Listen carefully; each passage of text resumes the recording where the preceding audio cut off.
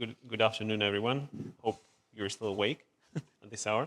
I'm Gumusyan. I am here to talk to you about management of Ovcfs with kyphoplasty and vertebroplasty. I'm an orthopedic surgeon working under the guidance of esteemed colleague and professor Dr. Kyphoplasty in Thessaloniki, Greece, in the European Interbalkan Medical Center. Well, who of you actually have an experience working with kyphoplasty and vertebroplasty as surgeons? Especially maybe operating more than once a week, two? Yeah. Do we have any physiotherapists in the crowd? Maybe not.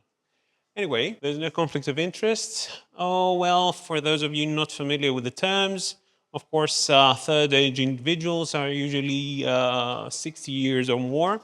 What's more uncommon is the term fourth age or oldest old patients, which usually refers to people over 80 or 85 years old. These are the terms as described by the UN. Osteoporotic vertebral fractures, compression fractures, are also known as Ovcfs, feature a tremendous, significant rate at these age groups. And with our continuously growing geriatric population, we only expect this in the incidence of these fractures to increase. Of course, existing treatments may be conservative or operational. Of course, conservative treatment usually involves activity modification, analgesics, and of course, exercises either strengthening or stabilizing. What most people don't mention is the prolonged loss of quality of life and even failure in the management of clinical manifestations of these fractures. We're here to talk about kyphoplasty and vertebroplasty, which have sort of become staples in the last decade in the management of these fractures. Of course, they're both minimally invasive techniques with sizable functional effects, with the restoration of mechanical properties, and of course, the biomechanics of the spine and the vertebral body. There's usually a measurable analgesic effect, which usually comes even mere hours after the operation. And of course, our goal is to prevent new fractures at an accelerated rate. Our study now showcases health-related quality of life improvements in elderly and oldest old individuals who underwent these two procedures. And it builds upon previous work done by our team. And there's actually publication on that front about a year ago. We're here to present our new data. And of course, we have an experience with other operations. But I'm here to present kyphoplasty and vertebroplasty in particular. So for our study, we present the results from 237 individuals who underwent these operations. This was a prospectively designed non-randomized study performed by the same team under Professor and esteemed colleague Dr. Kyphoplasty at the same tertiary center in Thessaloniki. In all patients, there was an acute onset of back pain, lack of neurologic deficits, which of course in and on itself is an exclusion criteria. And of course, there was a clinically referable detection of Ovcfs on plain radiographs, CT, or MRI scans. Here we have one of our patients. Actually, for those in the know, you'll notice that there are fractures in multiple levels here. It was an L2 and T10, and actually these are the newer ones, but there was also an older one in L1. You'll see the reduction in height there. Moving on. So exclusion criteria were a documented allergic reaction to polymethyl methacrylate, also known as PMMA, an active infection, serious coagulation disorders, and I'm putting this in bold because actually we've operated on patients with coagulation disorders, and due to our really short stay and our quick operation times, we actually managed to have that patient walking out of our department the same day. Of course, if your pain is not correlated with your radiological findings, you should probably think about performing that operation. And of course, if you have a vertebral body height reduction over 50%. The mean age of our patients was about 77.6, with a median age of about 8 years old. The minimum age of our patient was 65, and we actually had a patient who was 92 years old. About a quarter of our patients were male, and the rest, of course, were female, as expected. Going quickly over the method here, all our operations were done under general anesthesia with a constant fluoroscopic guidance in AP and lateral view, so we used 2 C-arms at the same time. Our incisions were less than a centimeter with a Lancet number 11 scalpel, about 3 centimeters bilateral to the midline. We usually advance transpedicular to the midline. We insert our K-wires, remove the first trocar, go with the second one. And of course, there's a limited reaming in cases where there is suspicion of a pathologic fracture. Of course, we do take some biopsy at that point.